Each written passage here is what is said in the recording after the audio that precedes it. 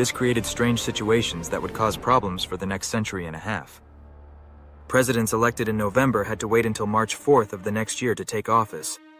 That's a 4-month wait! This made sense in the 1700s, when it took a long time to count votes and travel across the country with horses and carriages. As America grew and changed, this long wait between the election and a new presidential term became dangerous. The situation was even worse for members of Congress. Here's how the confusing timeline worked. It's likely that explaining the schedule will make it clear as mud. The Constitution set November of even-numbered years as the time for congressional elections. In December of the same year as elections, the old Congress chosen at the previous election would meet for its final session.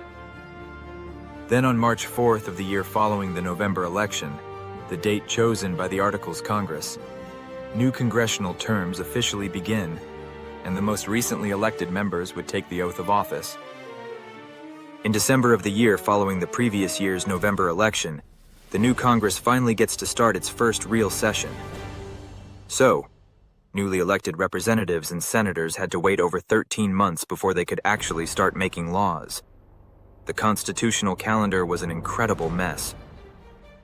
The founders originally picked December for Congress to convene because most Americans were farmers who needed to finish their harvest before traveling.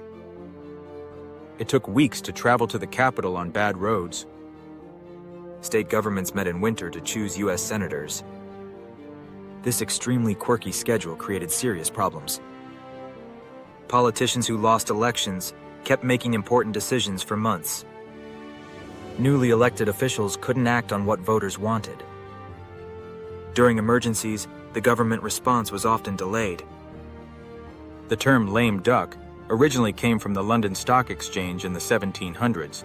It described stockbrokers who couldn't pay their debts and had to waddle out of the alley like a lame duck. Americans started using this term in the 1860s for politicians who had lost elections but were still in office.